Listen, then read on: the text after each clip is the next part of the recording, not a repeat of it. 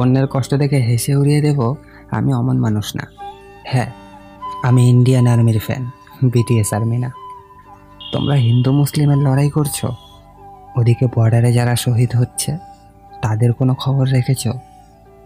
মায়ের পা ছুঁতে পারবে কিনা, নিজের স্ত্রীকে জড়িয়ে ধরতে পারবে কিনা, বাচ্চার জন্য খেলনা আনতে পারবে কিনা?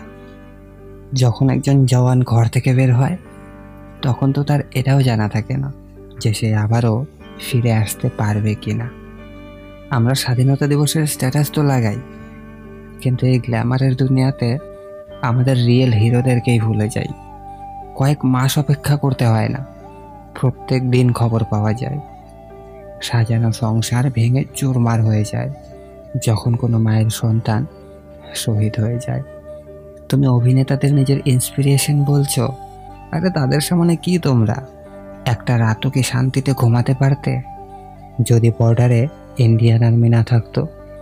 সবাই কমেন্ট করে অবশ্যই জানাবে যে তুমি বিটিএস আর্মি নাকি ইন্ডিয়ান আর্মির ফ্যান। আর হ্যাঁ, ভিডিওটা ইনস্টাগ্রামে দেখে থাকলে আমাকে ফলো করে নিও।